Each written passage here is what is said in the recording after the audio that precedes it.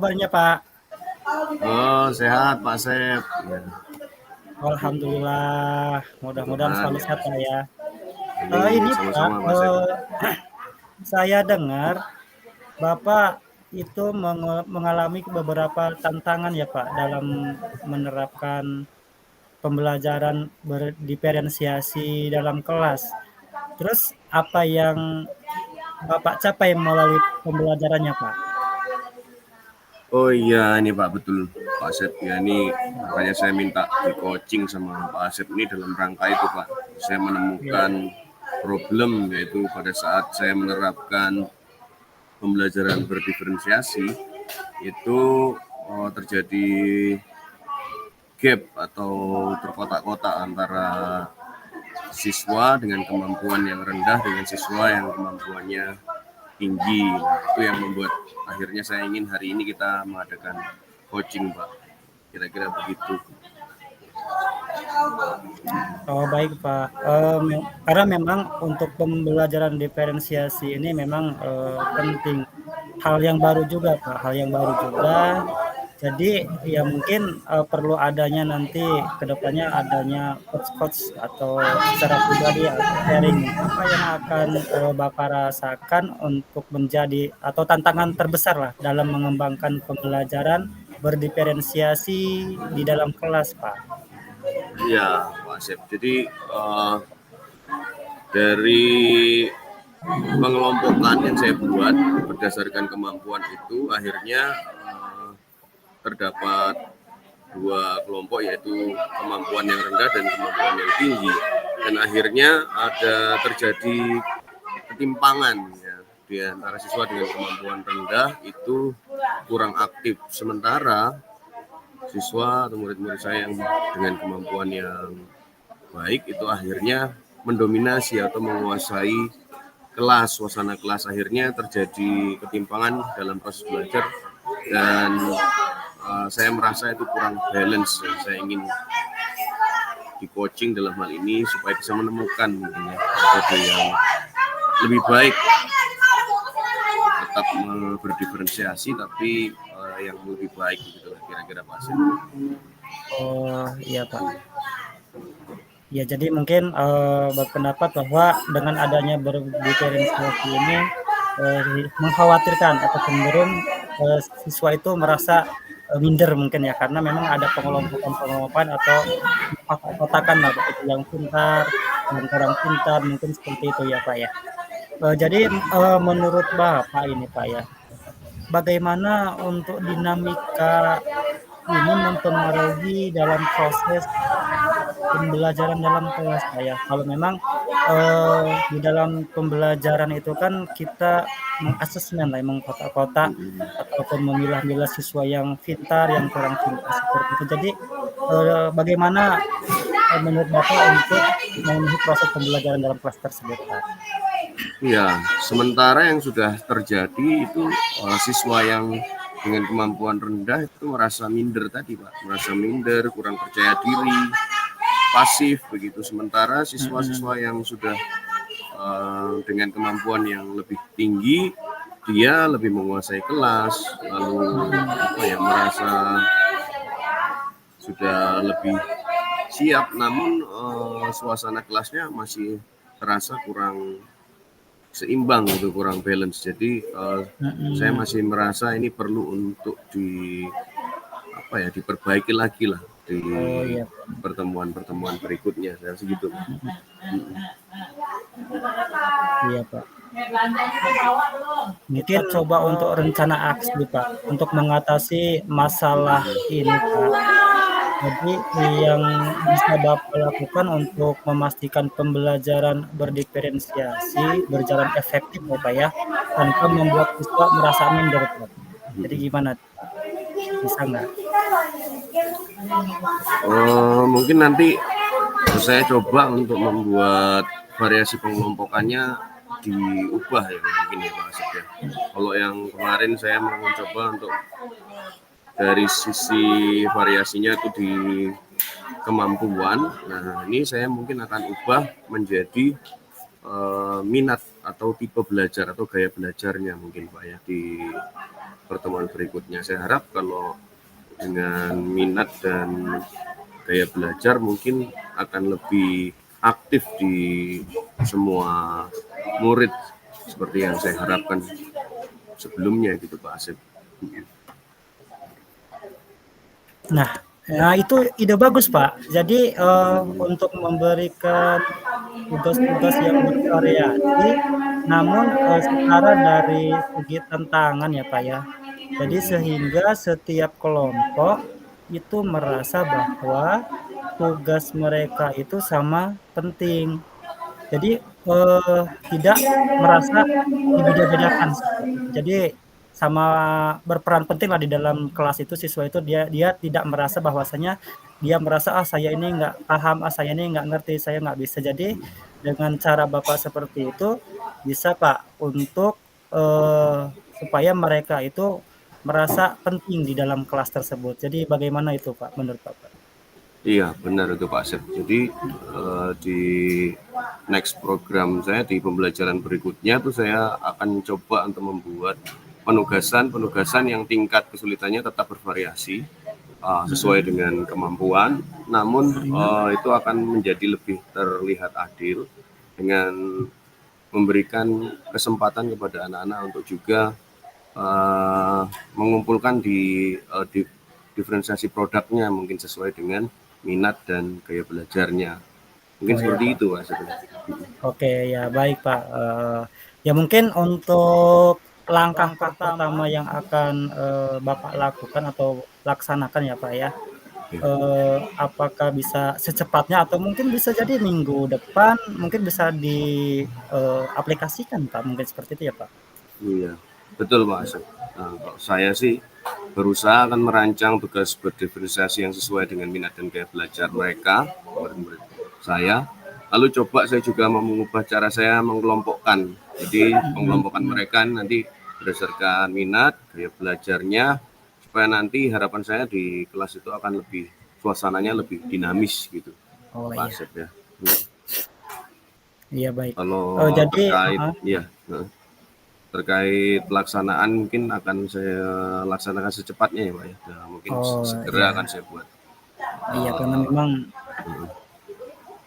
itu perlu terbiasa mungkin, Pak, ya. iya Jadi betul. untuk mulai apa namanya, mengimplementasikan untuk di dalam kelasnya, Pak, itu kira-kira, kapan, Pak, rencananya? Nah, saya merencanakan tuh minggu depan Pak. Jadi mungkin dalam 1-2 hari ke depan saya akan mempersiapkan diferensiasi konten-kontennya berdasarkan gaya belajar mereka. Saya akan membuatkan untuk konten yang grafis. Saya juga akan menyiapkan konten untuk anak yang berkebutuhan dengan menggunakan visual, Ya, yang konten yang menggunakan gaya belajar kinestetik.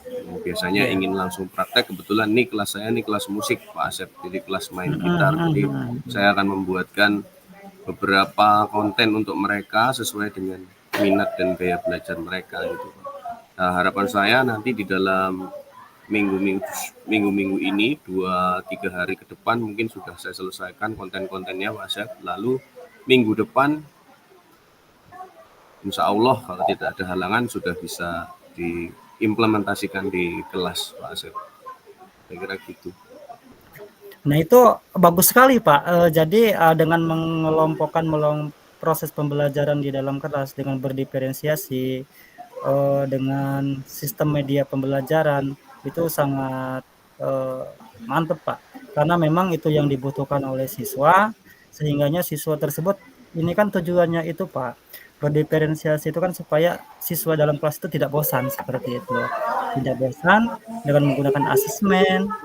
Kita tahu perkembangan siswa, jadi itu sangat baik sekali, Pak, bagus sekali. Jadi, untuk selanjutnya mungkin, kita akan bertemu kembali, Pak. Mungkin dalam seminggu atau 2 minggu kita evaluasi bersama, kita belajar bersama karena, saya pribadi juga masih tahap-tahap belajar, Pak. Karena, mungkin kita bisa nanya ke yang lebih senior ataupun memang yang narasumber atau tutor-tutor yang sudah jadi, mungkin bisa seperti itu. Dan, Saya yakin, Bapak akan melihat hasilnya yang, positif Pak nanti, setelahnya berjalan. Mungkin dengan ada perubahan-perubahan dalam kelas, itu siswa akan lebih semangat lagi untuk belajar, Pak, seperti itu. Iya, betul sekali Pak Asep. Saya berharap semoga apa yang saya persiapkan nanti terkait diferensiasi konten yang saya persiapkan dengan begitu juga dengan prosesnya nanti dalam pengelompokan sesuai minat dan gaya belajarnya anak-anak itu benar-benar bisa memfasilitasi apa yang menjadi kebutuhan anak didik saya, dan suasana kelas yang sebelumnya timpang mudah-mudahan di pertemuan berikutnya yang saya rencanakan minggu depan ini sungguh-sungguh boleh berjalan seperti yang diharapkan, yaitu lebih dinamis, kelasnya bisa suasananya hidup, dan tentunya itu bisa siswa bisa merasakan merdeka belajar itu. Seperti itu Iya, ya, Pak. Nah, iya. Ya, benar Pak, jadi siswa bisa merasakan untuk merdeka belajar itu seperti apa, bukan merdeka belajar itu, apa, bebas dari segala aturan, enggak kan Pak ya? Oke, baik Pak, mungkin itu, sampai ketemu kembali Pak, semangat terus, dan terus berproses dan untuk belajar ya Pak ya. iya, nanti kita rencanakan berarti kita ada sesi ketemu lagi sekitar berarti 2 minggu lagi ya Pak ya, untuk melihat Iya, perkembangan saya ya, perkembangan dari betul, pembelajaran saya. Berarti untuk melihat, perkembangan, Bapak nanti, baik di lingkungan sekolah maupun di dalam kelas, ya terutama dalam kelas ya Pak ya, nanti sekitar seminggu atau 2 minggu lagi lah, nanti kita evaluasi bersama ya Pak, seperti itu. oke. Wah, luar biasa, terima kasih banyak ini saya ucapkan kepada Pak Asep sudah memberikan coaching kepada saya, sehingga akhirnya kegalauan-kegalauan saya ini udah mulai pudar nih Pak Asep. Saya sudah jadi tahu nih langkah-langkahnya sudah mulai tertata dengan jelas. Terima kasih banyak lah pokoknya nih kepada Pak Asep yang sudah memberikan coaching kepada saya pada hari ini. Ya, terima kasih Pak Asep. Ya sama-sama Bapak, kita sama-sama belajar, kita sama-sama menggali dengan perubahan-perubahan di zaman Z sekarang ini Pak. Ya sukses Pak ya. Iya, sama-sama Pak Asep, sukses. Terima kasih. Ya. Baik, Pak Asep. Ya. Halo, selamat siang Pak Asep. Selamat siang Bapak. Apa kabarnya hari ini Pak Asep? Alhamdulillah, baik, selalu bersyukur, masih diberikan kesehatan Pak. Semangat selalu. Iya, untuk sesi coaching kita pada siang hari ini Pak Asep, kira-kira ini apa nih Pak Asep yang ingin Pak Asep sampaikan terkait mungkin ada hal-hal yang menjadi kegalauan dari Pak Asep ini. Saya baru dengar-dengar saja sih, saya baru dengar-dengar, katanya Pak Asep ada yang kurang bersemangat lah gitu. Coba saya mau dengar sendiri mungkin dari Pak Asep, kira-kira apa sih dari coaching kita siang hari ini yang ingin Pak Asep sampaikan, Pak? Iya Pak. Iya sebetulnya itu merupakan suatu kegalauan Pak ya. Kegalauan di mana, saya pribadi ini kan pindah tugas ke jenjang SD dari SMP Pak.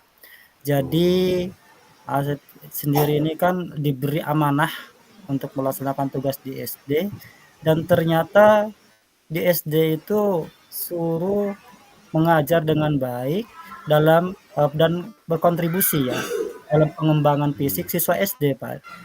Namun untuk mengikuti lomba di jenjang SD, Pak, itu terasa sulit karena untuk apa namanya, membutuhkan usaha yang lebih besar dibandingkan, ketika di SMP karena jenjang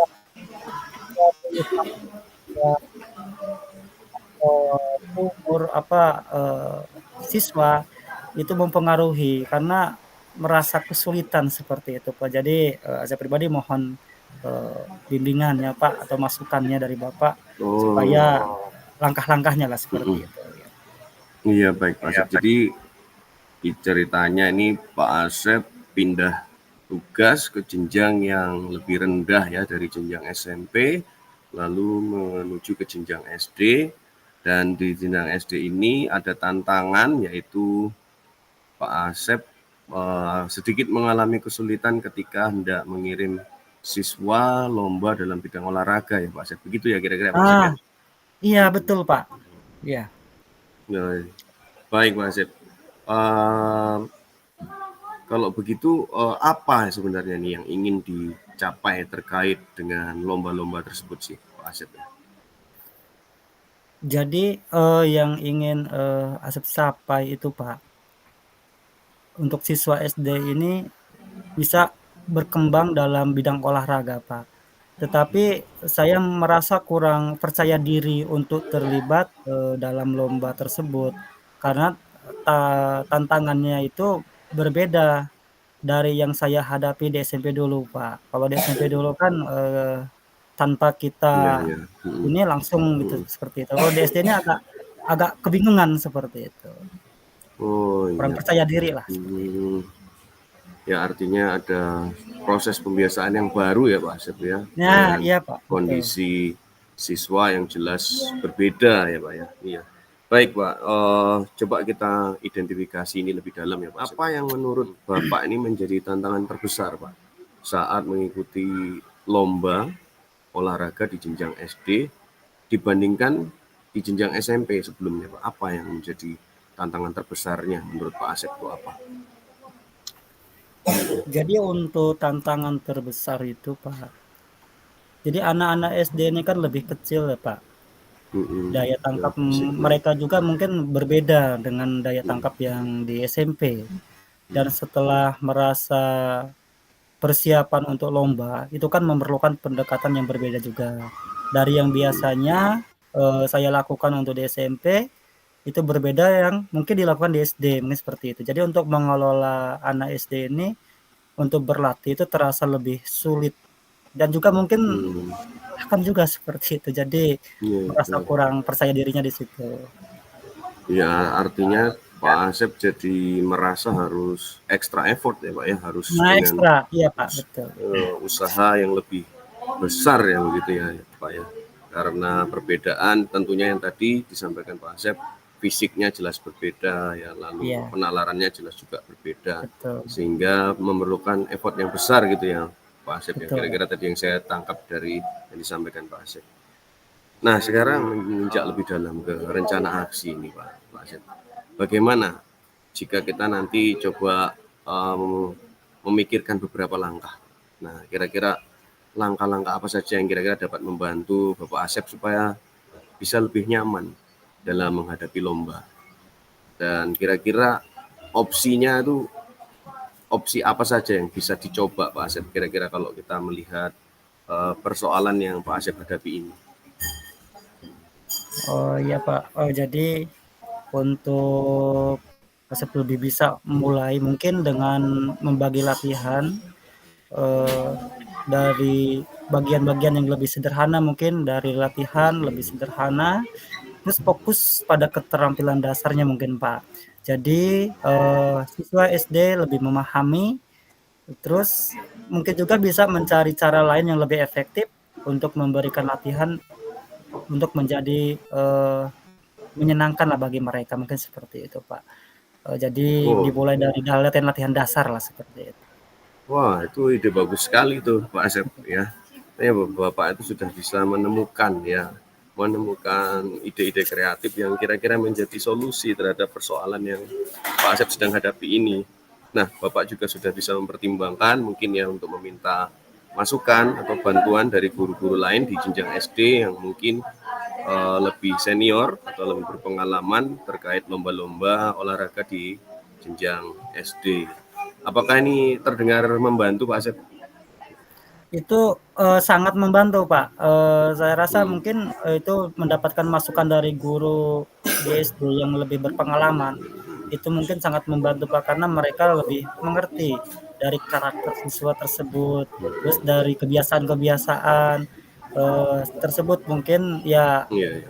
bisa juga untuk berbagi tanggung jawablah dengan guru-guru lain atau mungkin melibatkan siswa atau kelas yang lebih tinggi ya, kelas tinggi yang lebih memahami atau lebih senior untuk membantu melatih yang lebih, rendah atau kelas kelas rendah seperti itu, Pak. Iya, bisa ya Pak. Jadi Bisa artinya bisa. kalau saya tangkap dari yang Pak Asep sampaikan, memungkinkan sekali untuk bahkan terjadi tutor sebaya di situ Pak Asep ya.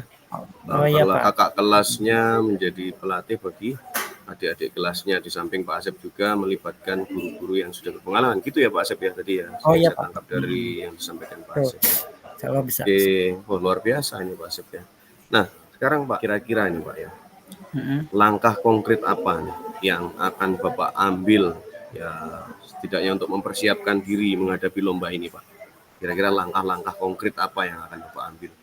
Selain tadi melatih kegiatan sederhana, terus berkonsultasi dengan senior dan melibatkan tutor sebaya kakak kelas. Kira-kira langkah apa nih Pak yang konkret yang bisa mulai dilakukan? Jadi untuk awal ya, langkah awal itu mungkin yang konkret ini untuk menyusun program ya Pak, program latihan Bikin program. ya yang lebih sederhana dan sesuai untuk kebutuhan anak SD lah, anak SD yang juga mungkin meminta saran dari guru yang lebih senior bagaimana caranya yang lebih efektif untuk melatih anak-anak untuk mengikuti lomba. Jadi untuk langkah awalnya mungkin untuk menyusun program itu Pak. Jadi program itu kita susun, setelah itu baru minta saran dari guru yang lebih senior di sekolah seperti itu. Ya, artinya di situ nanti selain kita coaching begini, berarti di situ juga nanti mungkin ada kegiatan mentoring ya Pak ya, karena Bapak Mentoring akan ya. melibatkan rekan sejawat yang lebih senior yang mungkin memiliki pengalaman di bidang ini. Pak, itu luar biasa sekali itu Pak Asep ya. Nah, sekarang saya ingin bertanya lebih lanjut nih Pak Asep. Kira-kira nih kapan nih Bapak Asep ini akan memulai melakukan langkah-langkah ini?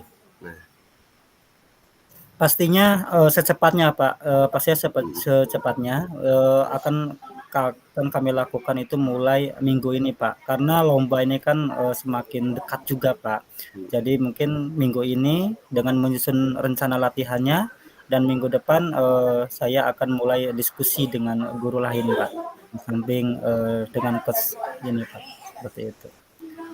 wah, luar biasa ini Pak Asep ya. Sudah terprogram ya langkah-langkahnya dari kegalauan-kegalauan yang disampaikan tadi.